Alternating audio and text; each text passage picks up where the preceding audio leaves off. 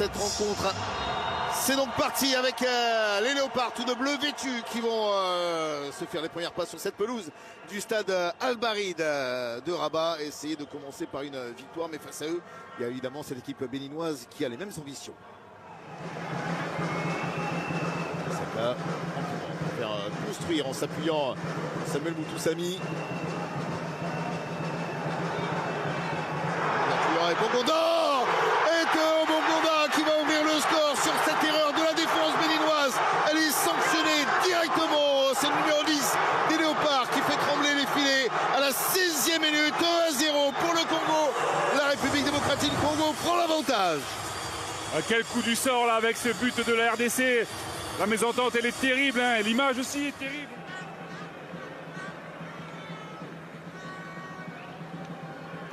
C'est Zébé.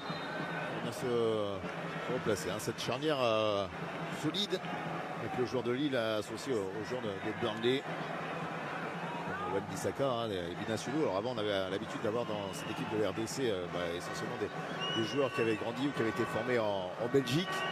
Pour le plus grand contingent, on se rend compte maintenant qu'il y a quand même beaucoup de joueurs évoluant en Angleterre également. On a réussi à attirer dans le projet congolais.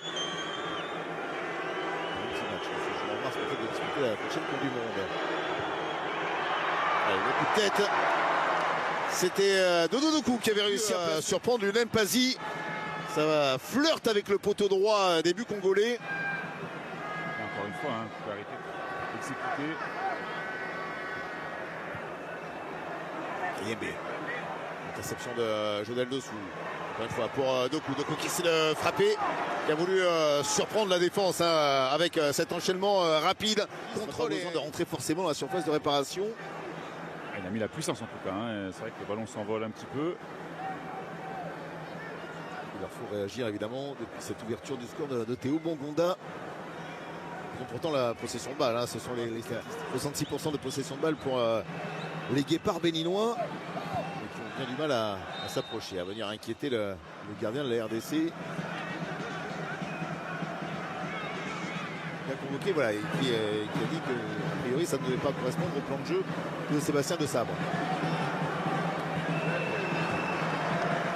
Là, il n'y aura pas le ballon devancé par le latéral gauche Tamimou Ouourou.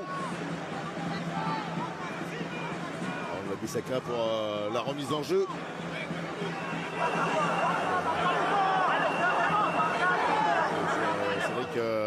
Bakambu, une talonnade, mais il a Roche dans son dos. Bongonda qui frappe.